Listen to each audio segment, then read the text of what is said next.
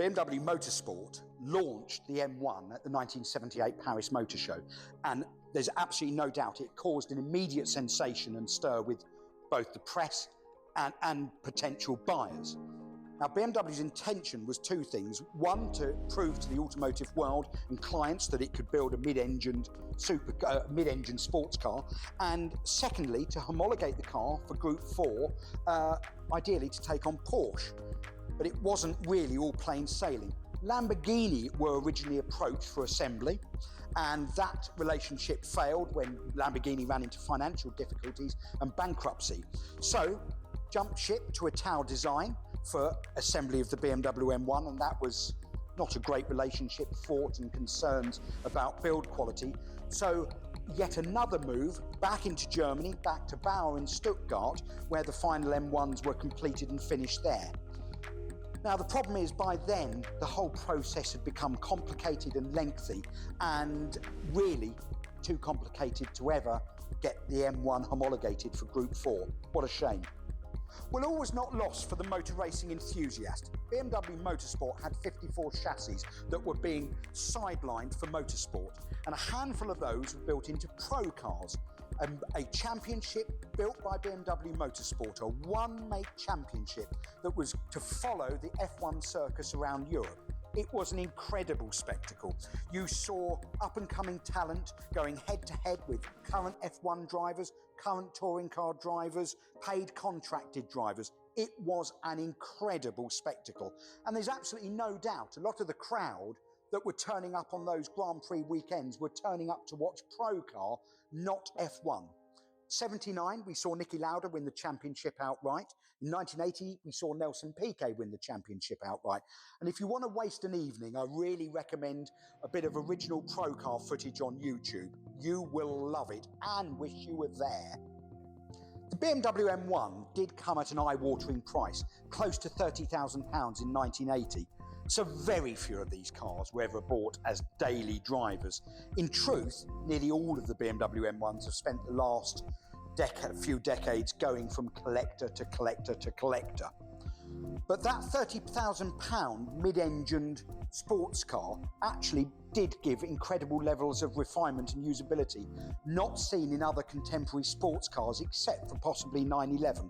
All of the M1s were built with electric windows, and all of them came with air conditioning. 277 horsepower from that now legendary straight six 24-valve twin-cam M88 engine built by BMW Motorsport. Fuel injection with Cougar-Fisher mechanical fuel injection. ZF 5-speed close ratio transaxle and a 40% limited slip diff was standard. What that gave you was a really superbly usable, fantastic driver's mid-engine sports car. And actually, they never lost a lot of money. I remember buying an M1 in 1994, which was 13 years old, and still paying £22,000 for it then. So they really didn't depreciate too badly. That said, of course, they have turned out for the long-term owner to be a particularly nice long-term investment. Now, with most of these cars, of course, having been in collections all of their life, and most having covered very low mileage, that has taken its toll on them.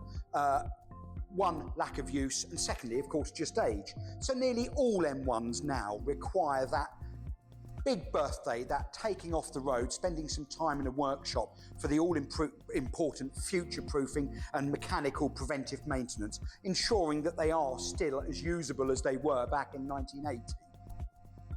The German aspect of these cars, the nuts and bolts, of course, is typical German build quality. But it has to be said there is a touch of the Italian build quality about certain aspects of the car.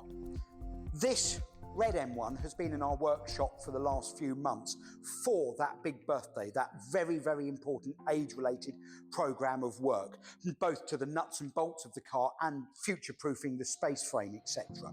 And some cosmetic touches to the interior and the exterior. We're now finished. Final road testing completing, and some of you will be seeing this car being exhibited next summer. A lot of you will have seen our Nachtblau, night blue example, which is part of the Hero Motor Company Classic Heroes collection. and we've been entrusted over the last few months with the care and some age-related preventive maintenance on this beautiful red example. Only 399 of these road cars were ever produced, and only a handful of those ever made their way to the UK. And it is a true privilege to get our hands on them in our workshop.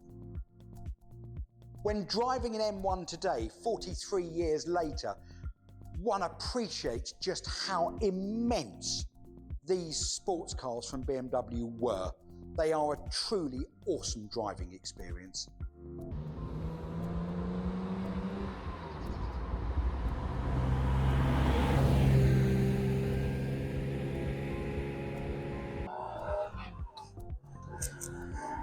Driving an M1 today is absolutely delightful. There's no doubt it's a very analog experience, but actually it's also a very easy driving experience.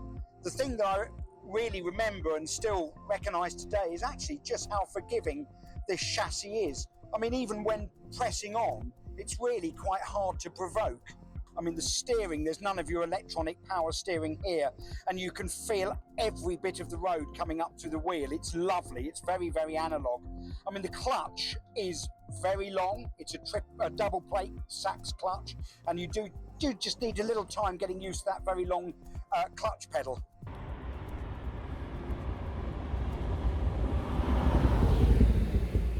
I suppose I would say if you're jumping out of modern cars, the brakes on M1s do feel a bit wooden today. I think if you're a regular classic car driver, you would adjust to the slightly wooden brake feeling very quickly. Driving an M1 today, there's no doubt it's a very analog experience, but it's an absolutely delightful analog experience.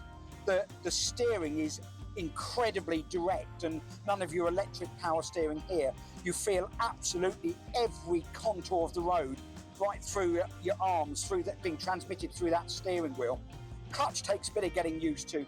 It's a long clutch pedal, but due to the double plate Sachs clutch. Same with the gear lever. It's lovely, the gear lever. It's really rewarding to change gear with, but you do have to be positive and steer it. It's mechanical. There's a linkage all the way from here to the transaxle right in the back of the car. It's absolutely delightful to drive.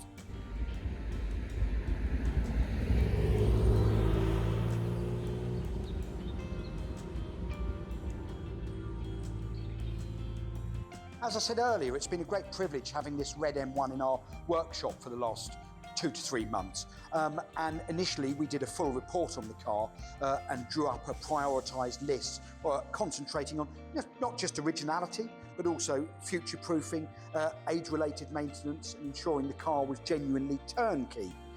The engine and gearbox were removed for multiple oil leaks. All engine gaskets, oil seals, O-rings replaced, and gearbox oil seals, etc. replaced. The oil tank checked for condensation, although actually this oil tank for the dry sump has already been replaced. The cooling system was rebuilt.